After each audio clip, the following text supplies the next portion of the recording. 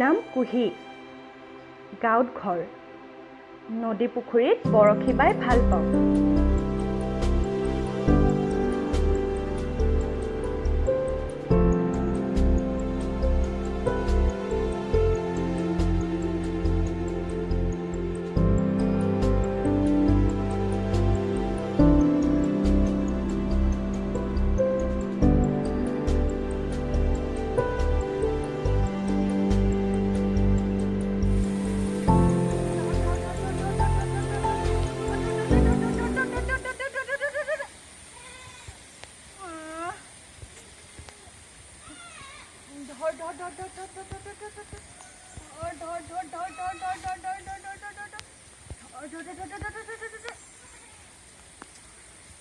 এইবাৰো নাহি।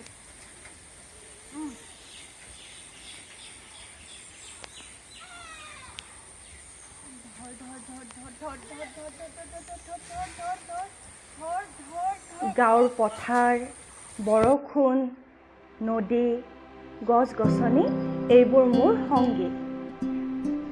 মই কলেজৰ BA শাখাৰ ছাত্ৰী। দিনত কলেজ যাওঁ আৰু আবেলি তথা বন্ধৰ দিনত ইয়াতে আপোন পাহৰা হৈ ঘূৰি ফুৰোঁ।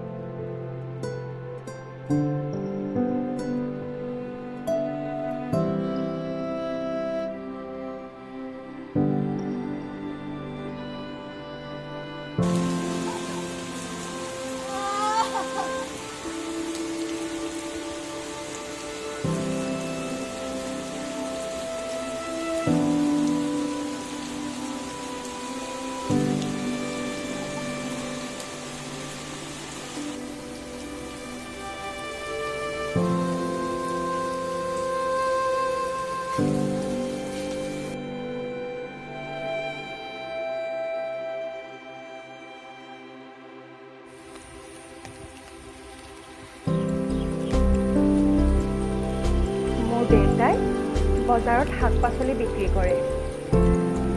পাচলি বিক্ৰেতা, কাৰোবাৰ বাবে চব্জিৱালা। এই কথাটোৱে মোক বৰ হীনমান্যতাত ভোগায়। লগ সমনীয়াৰ পৰা আঁতৰত থাকোঁ। দেউতা কি কৰে বুলি সুধিলে আঁতৰি আহোঁ।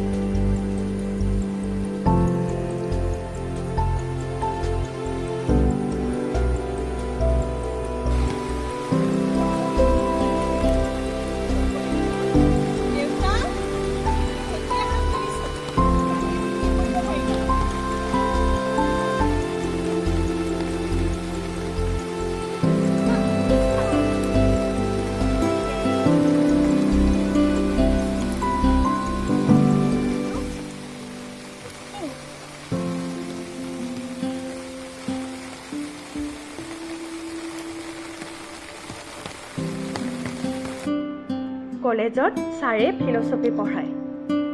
বুদ্ধ দৰ্শন। মুখ্য মানে মুক্তি। কিন্তু আমাৰ এই দুখৰ জীৱনবোৰৰ মুক্তি ক'ত? ময়োতো দামী কাপোৰ পিন্ধিব খোজোঁ, প্ৰসাধন সানিব খোজোঁ, গৌৰৱেৰে পিতৃ পৰিচয় দিব খোজোঁ। কিন্তু আমাৰ ভাগ্যত সেইবোৰ নহয়। সেইকাৰণে এই চাংখনেই মোৰ প্ৰিয় ঠাই।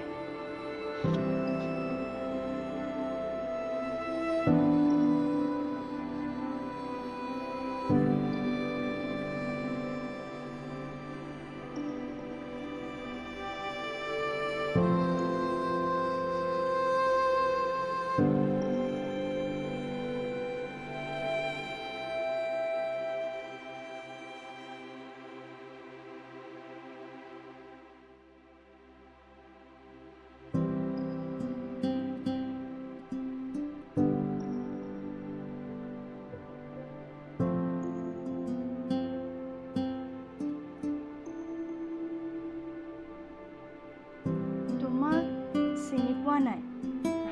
আচলতে আগতে ইয়াত দেখা মনত পৰা নাই। মই পংখী, গুৱাহাটীতেই থাকোঁ। ককা দেউতাৰ ঘৰ এইখন গাঁৱত। অঁ, ফুৰিবলৈ আহিছা? কোনো অহা নাই লগত? পাপা আহিছে। বৰষুণৰ মাত, নদীৰ মাত, চৰাই-চিৰিকটিৰ শব্দ ভাল পাওঁ যে, সেইকাৰণে ইয়াত বহিব দি ওচৰতে ক'ৰবাত আছে। তোমাৰ কাপোৰযোৰ ইমান ধুনীয়া, বহুত দাম হ'ব চাগে ন? পাপাই দিল্লীত যাওঁতে আনিছিল। কিয় বা সুধিলা? নাই, মোৰ তোমাৰ আগত ওলাবলৈ লাজে লাগিছে। কিয়? বাদ দিয়া সেইবোৰ। তোমাৰ দেউতাই বহুত ডাঙৰ চাকৰি কৰে ন? কৰে। তোমাৰ পাপাই? মই যাওঁ হা, মোৰ দেৰিয়ে হ'ল। দেউতাক খং কৰিব। শুনাচোন। নাই, মই যাওঁ।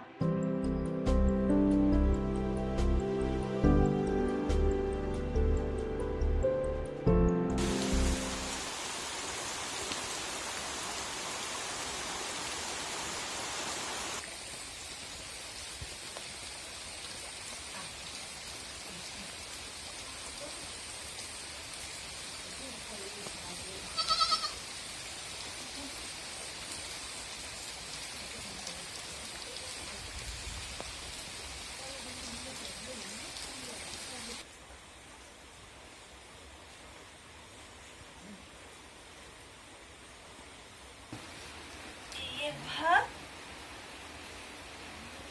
10 টকা আৰু ভাগ 10 টকা আৰু ভাগ 10 টকা। গধূলি আহি তৰা জিলিকি এধানি নিয়ৰা গধূলি গোপালে উজলি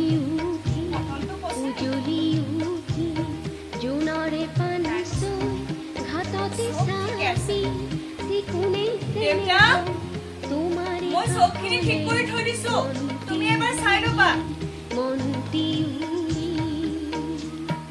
যাম ৰবা দেউতা, কালি এই গোটেইখিনি বিক্ৰী কৰিব লাগিব। চব ঠিকে আছে।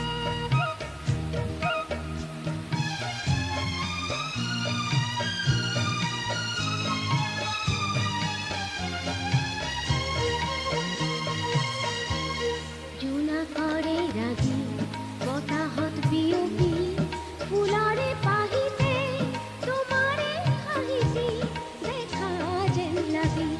জোনা কৰে ৰাগি বতাহত বিয়পি ফুলৰে পাহিতে তোমাৰে হাঁহিছি দেখা যেন লাগি।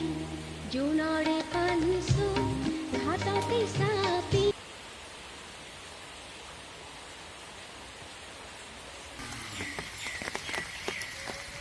তুমি আজিও আহিছা? যোৱাকালি আহি বহুত ভাল লাগিল জানা, সেইকাৰণে আজিও পাপাই লৈ আহিল। দেউতা ক'ত তোমাৰ? ওচৰতে আছে ক'ৰবাত। আজি আমাৰ কলেজত কি শিকাইছে জানা? কি শিকাইছে? বুদ্ধ দৰ্শন, বুদ্ধিষ্ট ফিলচফি। জীৱনৰ দুখ আছে, দুখৰ কাৰণ আছে, আৰু সেই দুখবোৰৰ ৰোধ কৰাৰ উপায়ো আছে। আৰু কি শিকাইছে? মুখ্য মানে মুক্তি। কিন্তু কি জানা, মোৰ জীৱনৰ দুখবোৰৰ মুখ্যহে বিচাৰি পোৱা নাই, মানে মুক্তি। বহি আমনিয়েই লাগিল। বোলা নদীৰ পাৰে পাৰে অলপ ফুৰি আহোঁ। বোলা। মোক অলপ সহায় কৰি দিবানে? মানে তুমি চাগে নাজানাই, মই দৃষ্টিহীন। তোমাৰ দৰে পৃথিৱীখন দেখাই নাপাওঁ। এতিয়া বুজিলা তুমি কিমান চহকী, কিমান ঐশ্বৰ্যশালী। বোলা এতিয়া যাওঁ।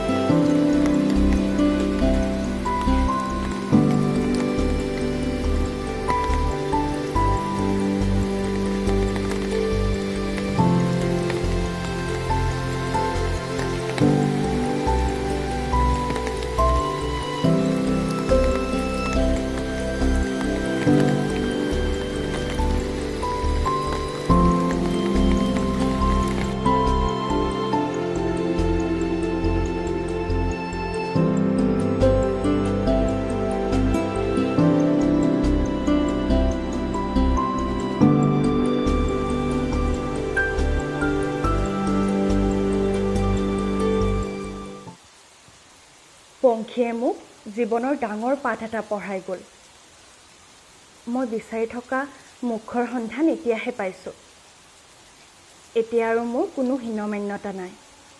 ভগৱানে যি দিছে তাকেই লৈ মই সুখী হ'ব খোজোঁ।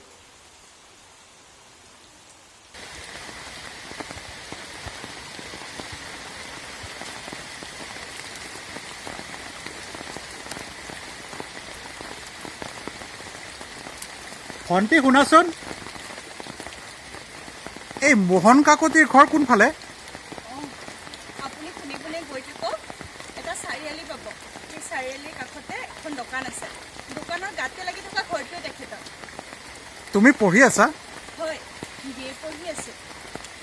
তোমাৰ দেউতা কি কৰে? দেউতাই পাচলি বিক্ৰী কৰে বজাৰত, চব্জি আলা।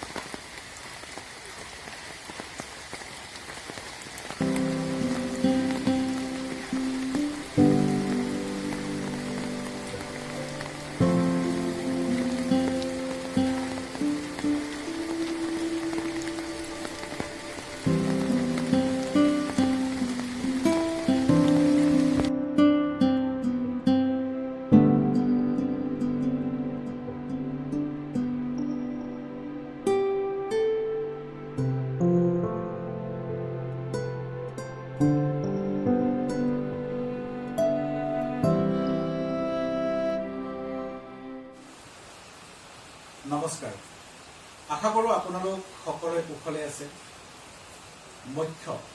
মক্ষ এখন চুটি ছবি, এক জটিল সামাজিক মনস্তাত্ত্বিক বিষয়বস্তু এই ছবিখনৰ জৰিয়তে আপোনালোকৰ ওচৰত তুলি দিয়াৰ আমি বিনম্ৰ প্ৰয়াস কৰিছোঁ।